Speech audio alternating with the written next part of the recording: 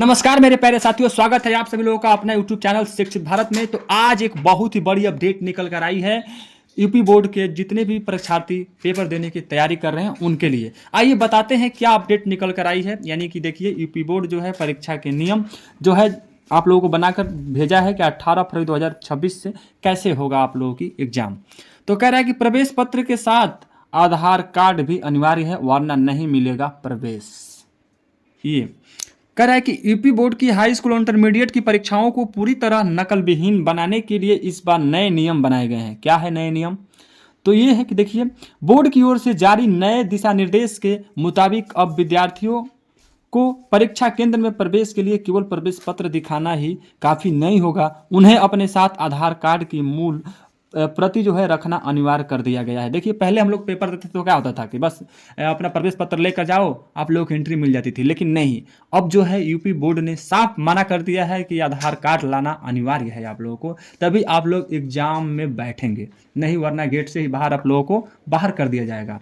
उसके बाद से क्या लिखा गया है कि क्षेत्रीय बोर्ड कार्यालय के लिए अधिकारियों ने स्पष्ट किया है कि फर्जी परीक्षार्थियों पर लगाम लगाने के लिए अब फैसला लिया गया है कि यदि किसी विद्यार्थी के पास आधार कार्ड की मूल प्रति नहीं होगी तो उसे केंद्र से प्रवेश मिलने में कठिनाई हो सकती है। इस सख्ती उद्देश्य परीक्षा के सुनिश्चित को बनाए रखना है। अब देखिए आगे कह रहा है कि सीसी कैमरा से लेंस होगी परीक्षा केंद्र।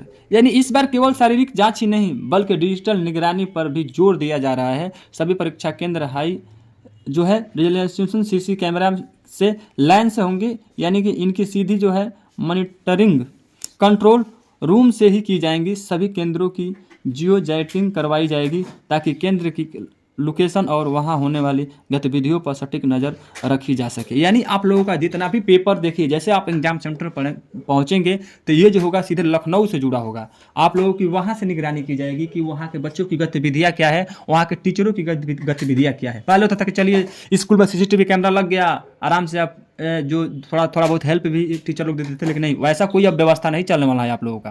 तो आप लोग पढ़िए, क्योंकि आप सीधे आप लोगों को लखनऊ से निगरानी होगी और वहाँ से आप लोगों को देखा जाएगा कि कौन सा बच्चे का क्या एक्टिविटी है, वहाँ के टीचर का क्या रोल है।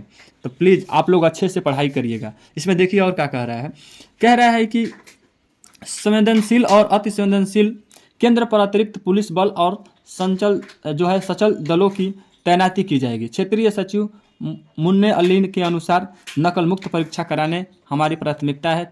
तकनीक के इस्तेमाल और आधार की अनिवार्यता से फर्जीवाड़ा की जो है गुंजाइश खत्म हो जाएगी। विद्यार्थियों को सलाह दी जाती है कि वह परीक्षा से पहले अपने सभी ज़रूरत जो है दस्तावेज हो क्या कर लें, तैयार कर लें। अब ये नहीं कि सर जी हमारा आधार कार्ड नहीं है तो सर जी हमारा प्रवेश पत्र छूट गया, तो ऐसा नहीं चलेगा। आप लोग जितने लोग तैयारी कर रहे हैं बढ़िया से अपना जो है जो भी डॉक्यूमेंट्स मांगा जा रहा है उसको तैयार कर लीजिएगा, ताकि एग्जाम पे जाने के बाद सर जी हमारा तो आधार कार्ड भी छूट गया, तो सर जी हमारे पास वो प्रवेश पत्र भी नहीं है, तो ऐसा मत बोलिएगा, नहीं तो आप लोगों को सख्त जो है सेंटर से बाहर कर दिया जाएगा, आपको एग्जाम नहीं दिया जाएगा। उसके बाद से कहा जा रहा है कि हर गतिविधियों पर नज़र रखेंगे आंतरिक संचालन दल।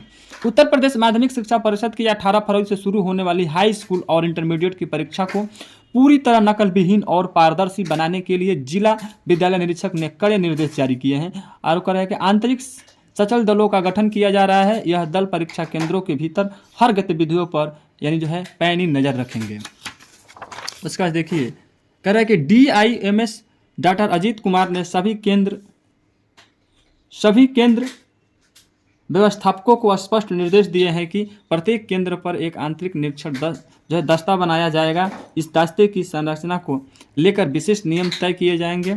यानी कि प्रत्येक दस्ते में कुल 3 सदस्य होंगे। दस्ते में कम से कम एक महिला अध्यापिका होनी चाहिए, अनिवार्य है, ताकि छात्राओं की तलाशी और जो है गरिमा का पूरा ध्यान रखा जा सके। जिस विषय की परीक्षा हो रही होगी उस विषय के शिक्षक को उस दिन जो है सचल दल का हिस्सा नहीं बनाया जाएगा, साफ मना कर दिया गया है। प्रवेश द्वार पर होगी लेयर चेकिंग, यानी कि जो है देखिए परीक्षा केंद्र के अंदर किसी भी प्रकार की पाठ्य सामग्री, मोबाइल फ़ोन, कैलकुलेटर या अन्य इलेक्ट्रॉनिक उपकरण ले जाना पूरी तरह प्रतिबंधित रहेगा। इसके लिए मुख्य द्वार पर ही छात्र छात्राओं की सघन तलाशी ली जाएगी। केंद्र परिसर के अंदर किसी भी प्रकार के अनुचित सामग्री पाए जाने पर कड़ी कार्रवाई की जाएगी।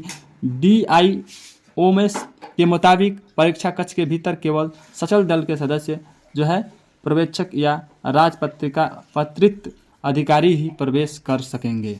तो इस तरह से आप सभी लोगों के बीच ये जो रहा ईपी बोर्ड का जो नियम रहा, उम्मीद करते हैं कि आप सभी लोगों को समझ में आया होगा। तो आप लोग जो है अच्छे से तैयारी करिए, नकल वकल का भरोसा मत करिए। हाँ, आप लोग इतना अपने आप को तैयार कर लीजिए कि अच्छे से एग्ज़ाम पास कर सकें। चलिए, आप सभी लोगों का धन्यवाद।